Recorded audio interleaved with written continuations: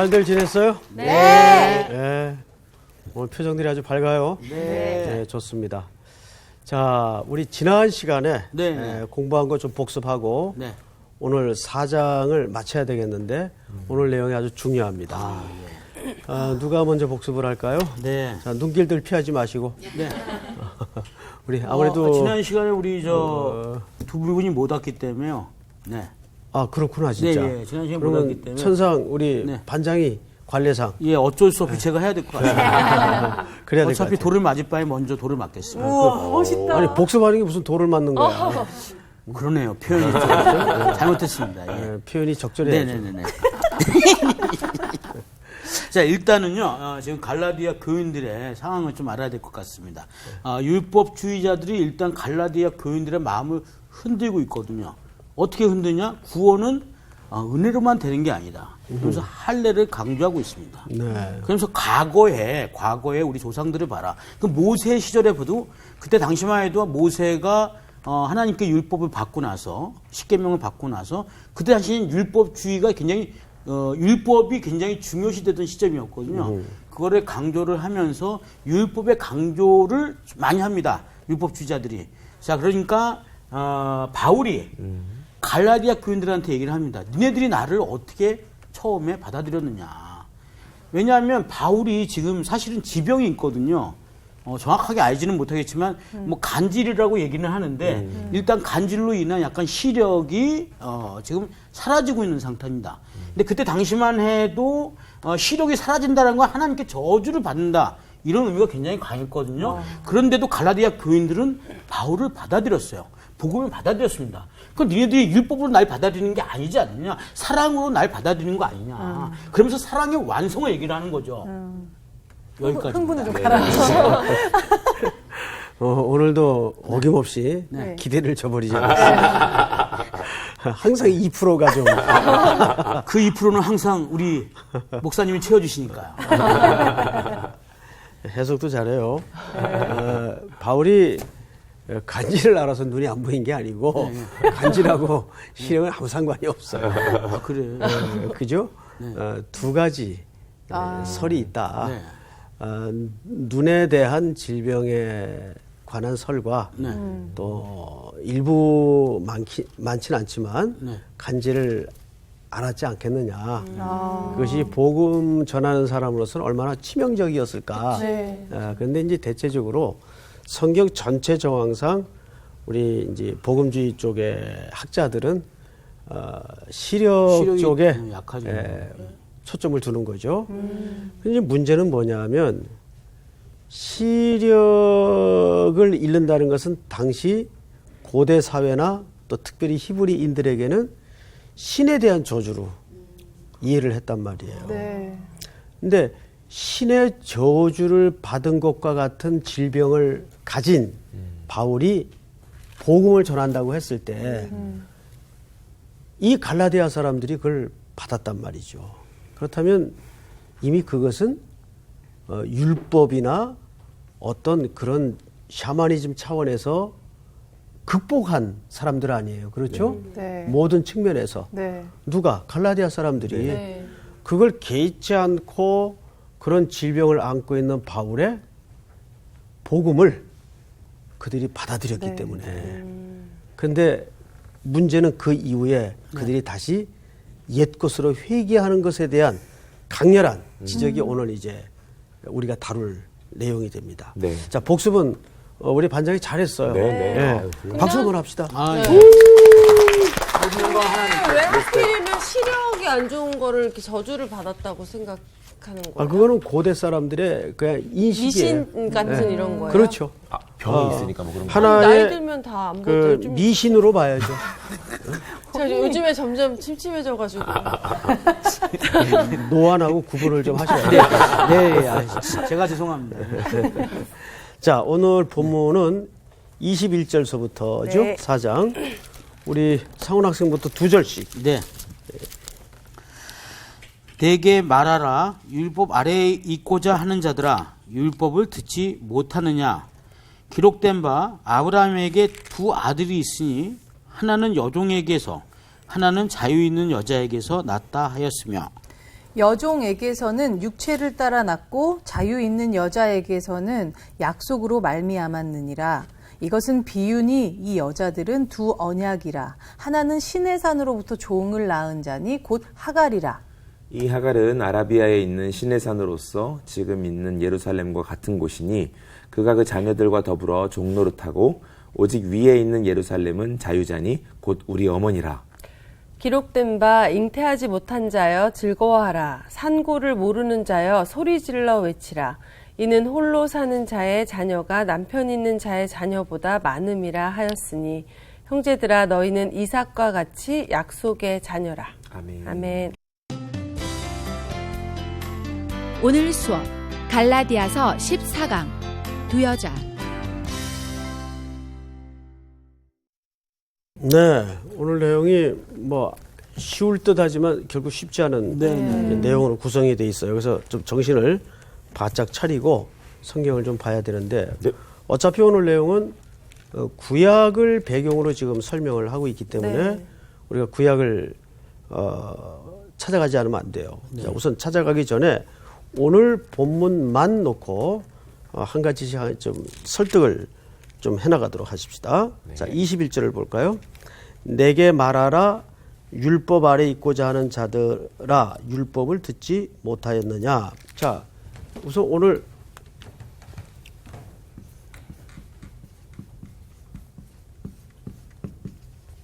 율법 아래 있는 자들에게 이제 하는 내용입니다. 네. 두 번째는 기록된 바 아브라함에게 두 아들이 있어요.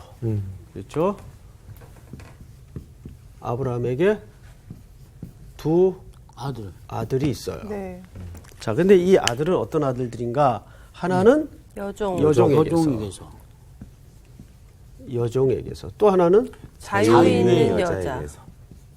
왜 자유 있는 여자라고 표현했을까? 자유가 있나 보지. 여종보단 자유가 있지 않을까? 자, 이 표현 하나하나가 굉장히 그 성령의 감동으로 된 어떤 구원의 문제를 설명하기 위한 하나님의 인간을 설득하기 위한 수식어라는 것을 놓쳐서는 안 돼요. 그걸 이제 불만을 가질 이유가 아니에요.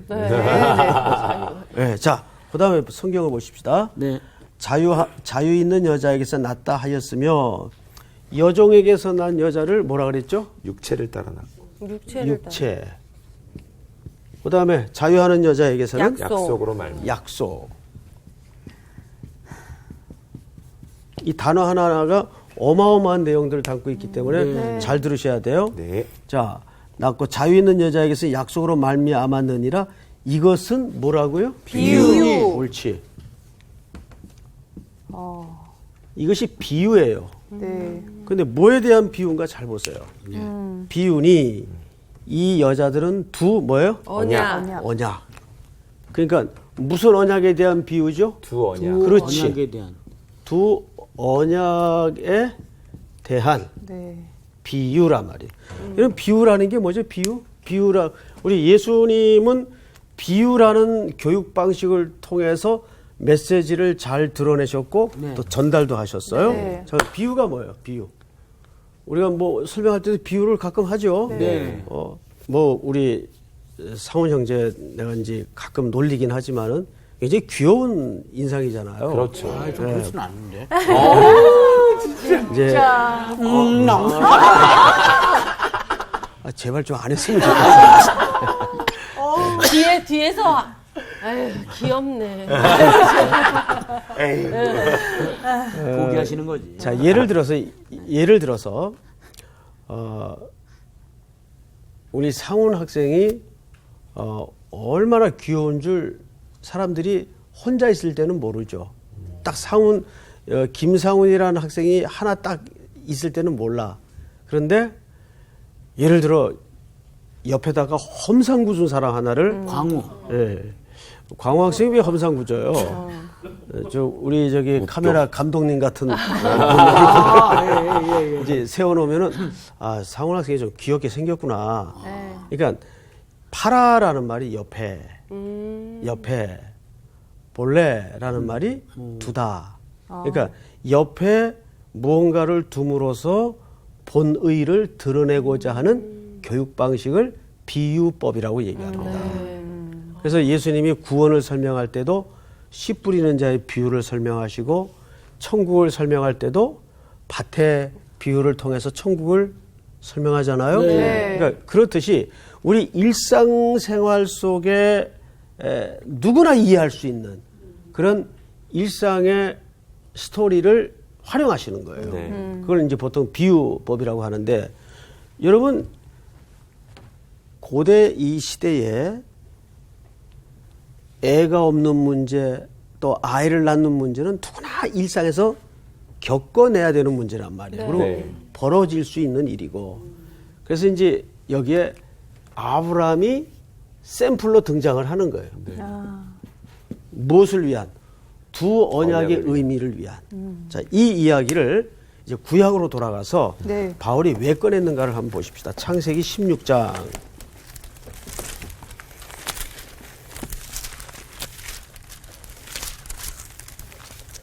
창세기 16장을 열어놓으시고 앞을 보세요.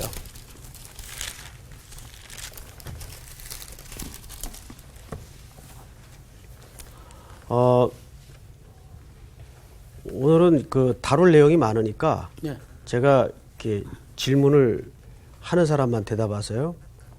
옆에 끼어들지 말고. 응? 상훈 학생. 끼어들지 말라니. 아브라함이 가나안 땅에 들어온 지 10년이 다 돼가요. 근데 자식이 없죠. 그래서 우리 지난 시간에는 아마 언약에 대해서 하나님이 이를 의로 여겼다라는 부분에 대해서 설명을 했을 겁니다. 자, 이제 16장 1절을 한번 보세요. 아브라함의 아내 사레라는 말은 아직 그 이름이 바뀌기 전 이름이죠. 출산하지 못하였고 그에게 한 여종이 있으니 애굽 사람이요 이름은 뭡니까? 두 여자가 등장을 하죠. 두 여자는 사실 두 언약을 설명하기 위한 뭐라 그랬죠? 비유라 그랬어요. 한 사람의 이름이 사레입니다. 나중에 사라가 되죠. 사라. 두 번째는 하갈입니다. 나중에도. 근데 이 하갈은 어디 출신이에요? 애굽 출신이에요.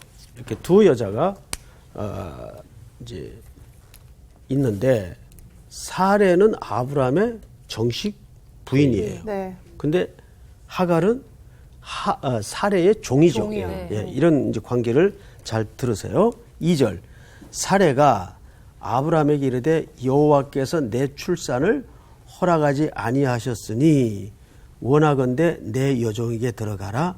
내가 혹 그로 말미암아 자녀를 얻을까 하노라 하며 아브라함이 사레의 말을 들으니라. 이렇게 돼 있어요. 이 장면은 이제 어디 장면을 이렇게 연상케 하는 그 오버랩되는 장면인가 하면 창세기에서 첫사람 아담이 하와로부터 넘어갈 때 하와의 말을 듣죠. 아담이 아주 유사한 그 포맷을 갖고 있습니다. 그럼 그래 볼까? 이렇게 된 거죠. 자, 그런데 사레의 이야기를 다시 한번 되씹어 보세요. 여호와께서 내 출산을 어떻게 하시니? 허락하지 아니하시니. 허락하지 아니하시니. 이건 이미 무엇에 대해서 흔들려 버린 겁니까? 약속에 대해서. 그렇죠. 약속에 대해서 흔들려 버린 거예요. 이 약속은 이미 앞장 15장에서 하나님이 아브라함에게 분명히 사인을 해가면서까지 하신 약속이에요. 근데 그것 때 사례도 알고 있었어요? 그렇지 않을까? 하나님이 그렇게 당연하죠. 아브라함이 얘기했나? 눈까지 막 지나가게 했는데 막 그러지 않을까? 당연히 알고 있어요. 자, 그런데 성경을 잘 보세요. 3절. 아브라함의 아내 사레가 그 여종 애굽 사람 하갈을 데려다가 그 남편 아브라함에게 첩으로 준 때는 아브라함이 가나안 땅에 거주한 지 몇 년이죠? 그러니까 이 일이 가나안 땅에 10년 만에 벌어진 일이에요. 거주한 지. 그러니까 아브라함도 오랜 세월 하나님의 약속을 기다렸는데 이제 그 인내의 기다림의 한계에 부딪힌 겁니다. 그때 아내가 사실은 유혹을 해온 거죠. 그러니까 그 아내의 유혹의 저인은 간단해요. 후손이 끊어질까봐.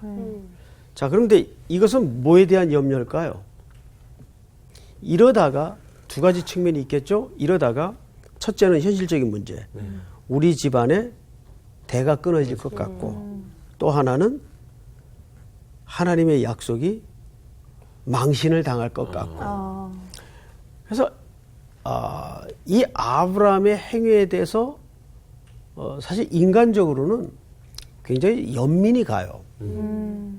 그렇지 않아요, 여러분? 네, 이해는 됩니다. 예. 네, 연민이 가죠. 네. 예. 그리고 사례의 입장에서는 사실 여자 차원에서 굉장히 기특한 생각 아니에요? 그렇죠. 그래요, 안 그래요? 여자분들 한번 얘기해 보세요. 옛날에 우리나라에도 이런 일이 되게 많았죠. 비일비재했죠. 그쵸. 옛날에 많죠. 예. 근데 말을 하면서도 되게 가슴 아팠을 것 같아요. 그렇지. 당연하죠. 너무 싫었을 것 같아요. 약간 맏며느리 느낌이야 지금. 맏며느리 약간. 그런데 항상 이걸 조심해야 돼요. 사람은 자기가 하나님을 위해서 기특한 생각을 할 때 조심해야 돼요. 성경을 잘 보세요.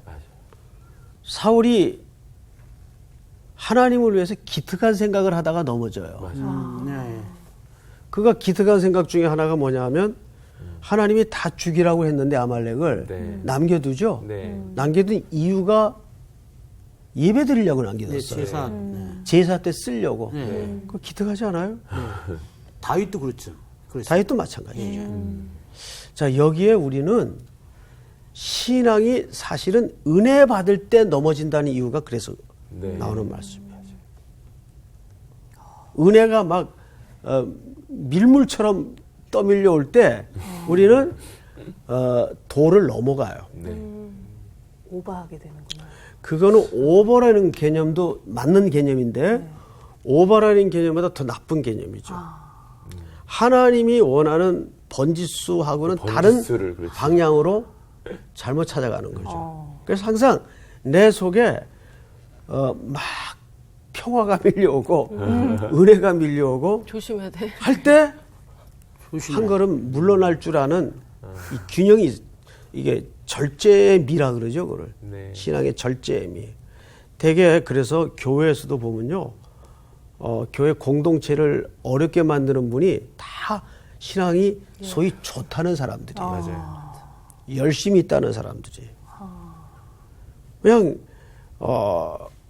그러든 말든 이런 사람들은 전혀 문제를 안 일으켜. 맞아. 오히려 그러든 말든 하니까. 예. 오히려 문제를 안 일으키려는데 너무 교회 일을 생각하고 너무 그러다 보면 막 기특한 생각이 막 나는 거야. 이렇게 하면 더 좋아하시겠지. 뭐 이렇게 하면 더 좋을 거야. 막 이러면서. 그래서 이게 이제 목사들도 걸릴 수 있는 병이에요. 마치 자기가 없으면은 교회가 무너질 것처럼 안 될 것처럼 네. 이 큰 착각이라고요. 아니에요. 항상 우리 성서학다 학생들은 그 잃어버리지 말아야 될 중심이 뭐냐면 교회의 주인은 주님이시다. 주님이 하세요. 근데 하나님의 원하시는 것과 내 노력을 이렇게 한다는 게 굉장히 어려운 것 같아요. 그걸 뭐하러 일부러 구분을 하려고 그래요? 가만히. 아니, 그러니까 내가 노력을 하는데 이게 하나님 기뻐하지 않으시는 것일 수도 있잖아요. 열심히 하는. 그런데 우리가 네. 영적인 생활을 조금 더 주님께 밀착돼서 한번 해보세요. 그게 금방 나타납니다. 왜냐하면 이게 신앙의 본질은 뭘 얼만큼 하느냐가 중요한 게 아니라 사랑이 본질이기 때문에 금방 알 수 있어요. 그거는. 예. 내가 이게 아직도 사역이 될 때 그 고민에 빠지게 돼요. 이게 아직 일의 차원에 머물러 있을 때 그 고민에 사실은 빠지게 됩니다. 엉뚱한 얘기를 했는데 사실은 굉장히 중요한 얘기를 했어요. 사역이 될 때. 우리 성도들이 금은토에서 이제 그 주제는 사실 다음 시간에 나옵니다. 다음 주 시간에. 시간. 그 주제는 다음 주 시간에 좀 더 다루도록 그렇게 네네. 하십시다. 자, 오늘 여기까지만 하고 일단 본문으로 돌아가십시다. 본문. 이렇게 사례는 뭔가 자기가 해야 되겠다는 생각에 빠진 거예요. 네. 예? 자, 이때 주의 일에 혼란이 오는 거예요. 뭔가 내가 이러고 있어서는 안 되겠다. 이러고 있어서는 안 되겠다. 그 인간이 제일 힘들고 어렵고 못하는 게 약속에 대한 기다림이에요. 네. 기다리는 거 너무 힘들어. 진짜. 그렇죠? 여러분, 우리는 보통 소망과 희망을 얘기하죠. 네. 언젠가도 여러분들에게 말씀을 드렸지만 희망이라는 것은 그냥 말 그대로 바라는 거예요. 네. 아, 좋은 남자친구가 좀 있었으면 좋겠다. 네. 우리 아이 이번에 이 학교에 좀 합격했으면 좋겠다. 그러니까 그 희망의 기초는 자기예요. 네. 자기의 바람이에요. 그런데 이제 이게 다음 시간에 좀 할 주제이긴 한데 소망은 내게 기초된 게 아니고 약속한 분의 기초가 있는 거예요. 그 약속을 기다리는 거예요. 네. 그래서 맞네. 희망은 바라는 것이지만 네. 이건 기다리는 거예요. 기다리는 네. 근데 인간이 저걸 제일 못해요. 기다리는 걸. 오늘 사례도 이러고 있어서는 안 되겠다. 이게 우리가 신앙생활 할 때도 우리가 어떻게 이제 이렇게 젖어 있고 익숙해져 있는가 하면 내가 이러고 있어서는 안 돼, 주를 위해서. 오히려 가만히 있으면 그건 더 나을 텐데. 그럴 때가 있어요. 애들 뭐 집에서 이제 두고 엄마 시장 갔다 오면 진짜 완전 이사간 집처럼 해놓잖아요. 난리가 아니죠. 네네네. 그럼 왜 이렇게 했냐 그러면 나름 어머니를 위해서 한다고 애들이 했어. 에? 맞아요. 예. 뭐 후라이팬도 꺼내놓고 뭐 양념통도 다 네. 꺼내놓고. 근데 쓸만한 게 있어요 거기서? 없죠. 없죠. 예, 그러니까 우리가 하나님 앞에 얼마나 번듯하게 헌신을 하느냐는 것은 하나님 기준에서는 중요하지 않아요. 맞아요. 전혀 중요하지 않아요. 그러다가 다 엉뚱한 짓을 해놓는다고요. 그거는 하나님 기준에서는 중요한 게 아니고 하나님 기준 중요한 거는 너 나만 의존하는 법을 기다릴 수 있느냐. 계속 신앙의 훈련의 핵심은 항상 인생 속에 거기에 맞춰져 있어요. 여러분 하나님이 무슨 억하심정으로 10년씩 11년씩 12년씩 기다리게 하겠어요. 그거는 하나님이 100년을 기다리게 해도 100년 후에 하나님이 자손을 주시면 주시는 거예요. 그런데 문제는 아브라함으로 하여금 믿음의 샘플이 되도록 하기 위해서 뭘 한 거죠? 즉 나를 의존하는 법을 그 기다림 속에서 연단을 시키고 훈련을 시킨 거 아니에요. 네. 그렇죠? 네. 그래도 근데 10년은 길다. 우리에게 뭐라고? 그래도 10년은 중간에 한 번 정도 얘기해 주실 만한데 10년을 내리 기다리니까 그거는 사람이 자기 생각이고 네. 그거는 자기 생각이고. 자꾸 1인칭으로 생각하지 마세요. 그러니까 하나님이 우리에게 원하는 거는 하나님을 의지하면서 기다리는 그 훈련을 시키는 거예요. 그렇죠? 자, 아마 그 지금 세월에 걸려 있는 분들이 꽤 있을 거예요. 네. 맞아요. 자, 성경을 좀 보십시다. 4절. 네. 10년 후 아브라함이 하갈과 동침하였더니 결국 이제 일이 벌어지죠. 네. 하갈이 임신함에 그가 자기의 임신을 알고 그의 여주인을 뭐 했죠? 멸시한지라. 아이고야. 그건 또 안 되는데. 이 비슷한 사례가 사무엘상 1장에 나오죠. 네. 분인나가 한나를 한나의. 격분시키죠. 네. 근데 이것이 왜 가능한지 아십니까? 단순히 아이를 가졌기 때문이 아니에요. 난 생명을 잉태했는데 너는 생명이 없다 이런 관점이 아니고 고대 히브리인들 개념에는 이건 이제 고대 히브리인들의 개념 기준에서 이해를 해야지 현대 기준으로 이해를 하면 안 돼요. 네. 고대 히브리인들의 개념 속에는 여자가 아이가 없을 때는 물론 이제 시집간 여자를 기준으로 얘기합니다. 그것은 하나님 앞에 두 가지로 생각을 했죠. 저주를 받았거나 끊어졌거나. 그러니까 끊어진 건 진짜 절망이죠. 네. 또 아니면 지금 징계 중에 있거나. 그래서 분인나가 한나를 성경에 보면 격분시켰다고 돼 있어요. 이렇게 된 거죠. 저 여자는 하나님께 저주를 받았거나 또는 끊어져서 아이가 없는 거야. 이게 이제 세상 사람들의 인식이고 시선이었어요. 그러니까 한나의 괴로움의 정체는 사실상 아이가 없는 슬픔과 괴로움이 아니었어요. 그런 관점을 기초로 나는 정말 하나님 앞에 끊어졌나? 또는 저주를 받은 존재인가? 이 영적인 문제가 한나의 진짜 괴로움이었어요. 그 여기서도 이제 그런 관점에서 이 하갈의 조롱을 이해해야 됩니다. 자, 성경을 잘 보세요. 네. 그러니까 그 여주인을 멸시한지라. 5절을 한번 같이 읽어볼까요? 시작. 사례가 아브라함에게 이르되 내가 받는 모욕은 당신이 받아야 옳도다. 내가 나의 여종을 당신의 품에 두었거늘 그가 자기의 임신함을 알고 나를 멸시하니 당신과 나 사이에 여호와께서 판단하시기를 원하노라. 정말 알다가도 모르는 게 여자 속이에요. 아니 들어가라고 줄 때는 자기가 이제 어려움이 생기니까 물론 이제 어려움이 생기니까 속이 상했겠죠. 네. 그러면서 이제 남편한테 그거를 퍼붓습니다. 그런데 남편도 그거를 당연히 감당해야죠. 예. 예.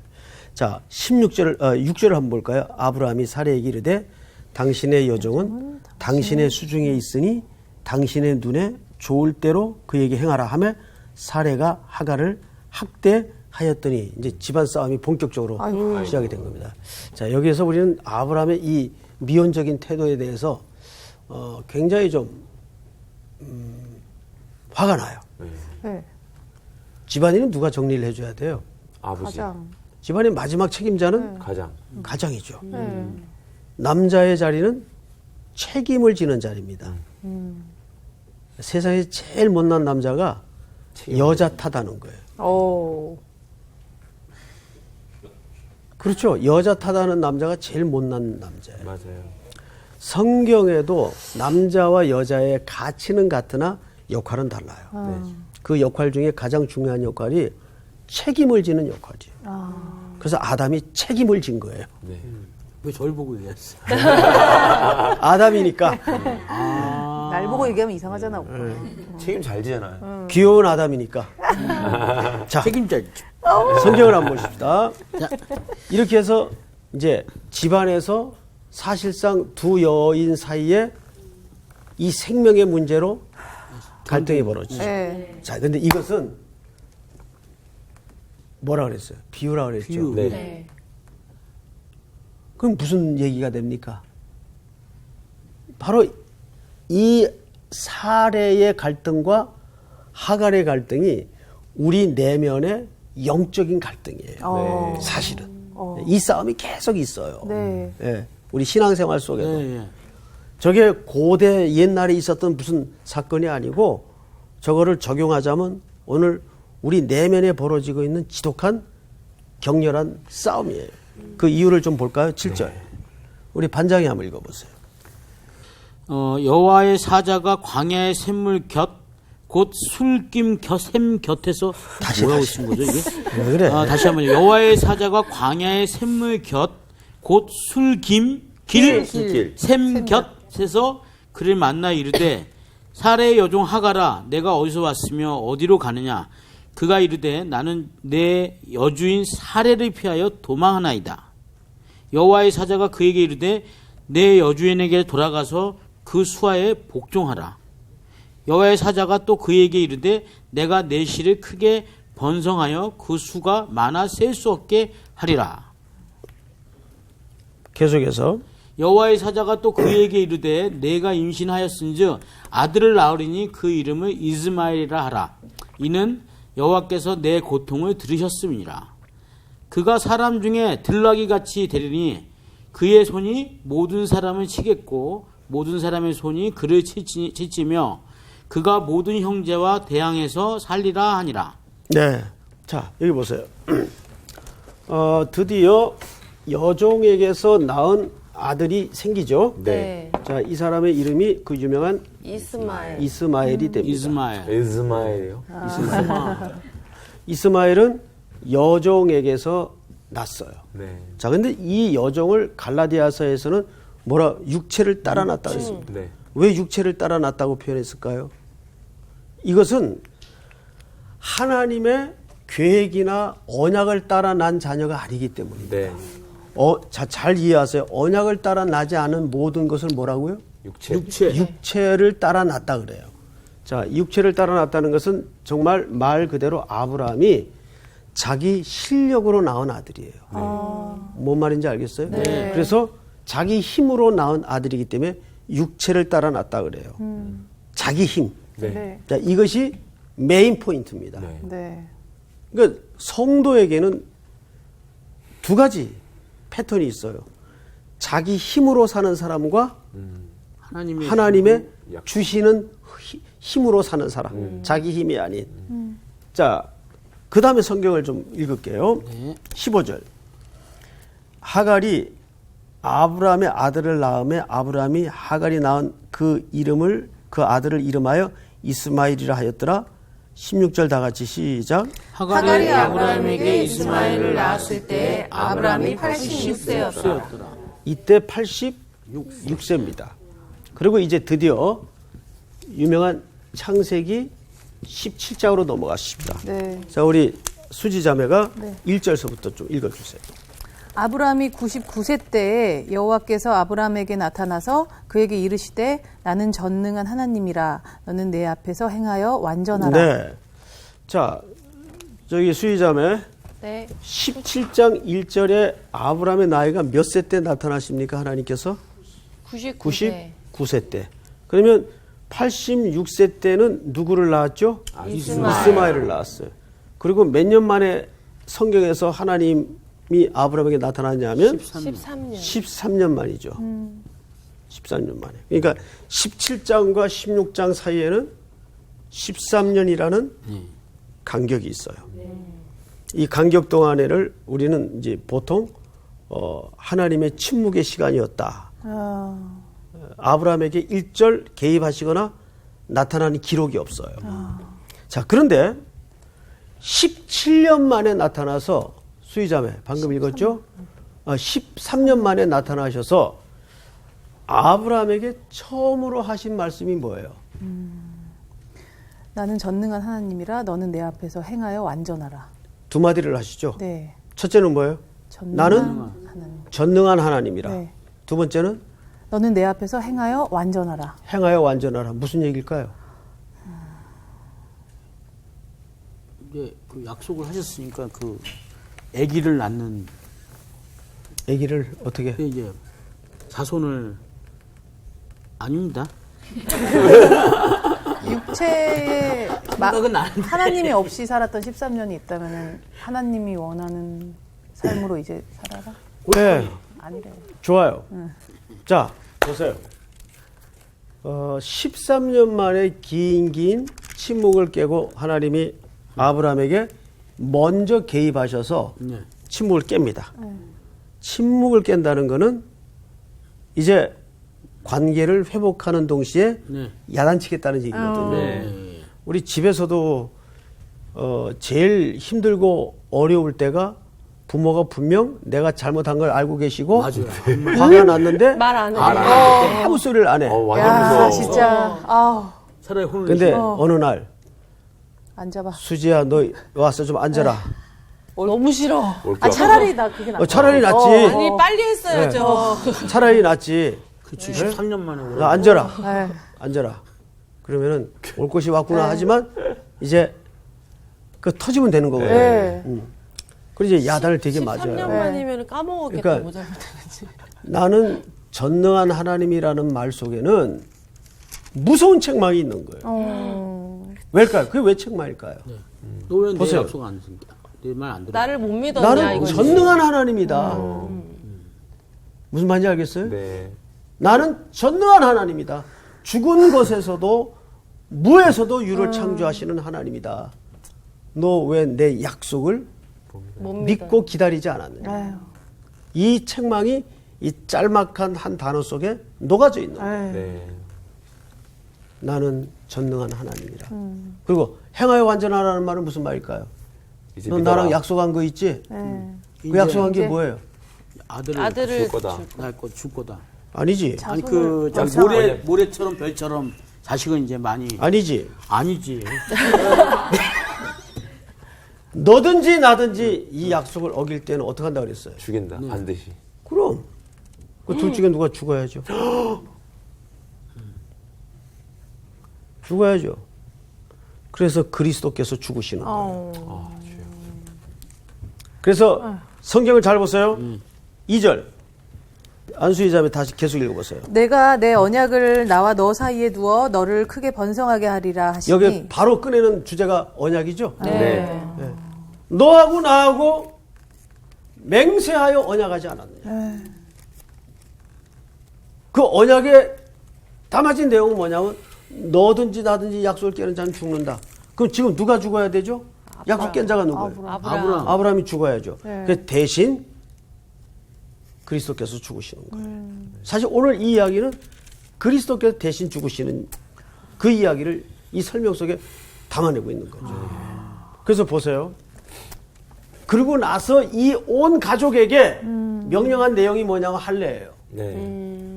그 할례는 누누이 말씀드리지만 남자의 생식기 끝을 자르는 거. 잘라내는 행위입니다. 네. 그 말은 그냥 거기에도 상징이 있는데 너는 이제 육체적으로 죽었다 그 뜻이에요. 그리고 나서 생산된 아들이 누굽니까? 이삭. 이삭이에요. 그러면 이삭은 아브라함의 실력으로 나온 육체대로 나온 아들입니까? 약속을 따라 낳은 아들입니까? 약속을 따라. 이 차이가 있는 거예요.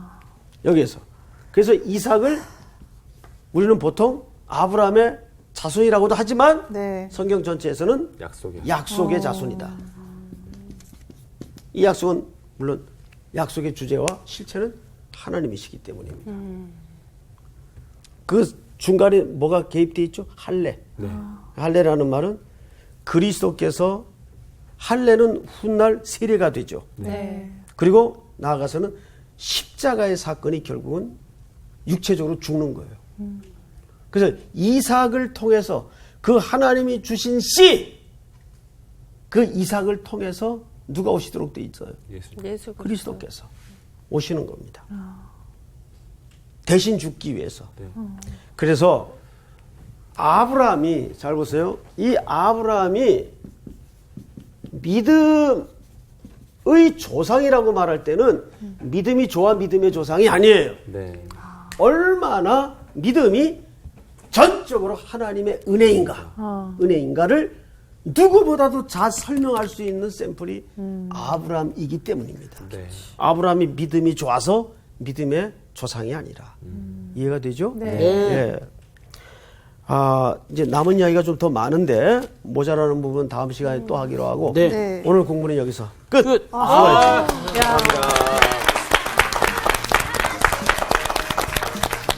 아브라함이 믿음이 좋아서가 아니라 믿음의 샘플이네 정말. 샘플이지, 샘플. 샘플. 와, 나는 전능하신 하나님이라 그 얘기를 딱 하는데 소름. 그러니까 어. 약간 이러셨을 것 같아. 어. 나 전능하다고. 나. 맞다고. 이렇게 아니겠지. 어. 나는 그 아브라함과 하나님 약속을 하고 깨는 사람 죽는데 대신 예수님이 죽으셨잖아. 우리가 하나님한테 약속하고 깬 게 얼마나 많겠어. 너무 많아. 결국 그것 때문에 예수님이 미리 니네 너희 죄 이렇게 지을 줄 알고 미리 담당하시고 가신 거잖아. 그거 생각하면 저는 요즘 교회 어떤 좀 이렇게 보면 좀 안타까운 게 그 설교한다. 하갈은 그래도 동기는 좋았잖아요. 하갈이? 하갈이 아니라 차례. 차례는 동기는 좋아서 이제 하갈을 붙였지만 요새는 동기조차도 막 좋지 않으면서 나쁜 짓을 행하는 이런 쪽에 계신 분들이 많이 계셔가지고 난 마음이 좀 니만 안 아파. 그러면 되죠. 그럼. 그렇죠. 그래요. 뭐라고 하겠어요. 네. 그 사람이 한두 명이어야지. 약속을 잘 붙읍시다 우리는. 네. 그래요. 자, 독일입니다. 어디요? 약속. 아이고 붙들어. 아이고 붙들어. 아이고 크게 붙었다. 아이고.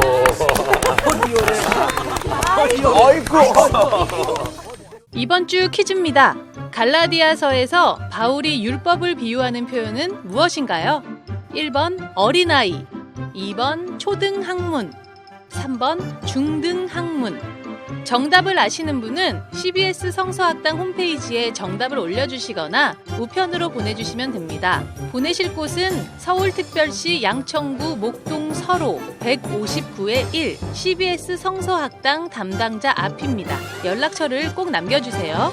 선정되신 분들에게는 대한성서공회에서 성경, 송태근 선생님의 쾌도남마 사무엘상, 김기석 선생님의 광야에서 길을 묻다, 말씀의 빗속을 거닐다, 성경 통독을 위한 최고의 자습서 성경 2.0 가운데 하나를 드립니다.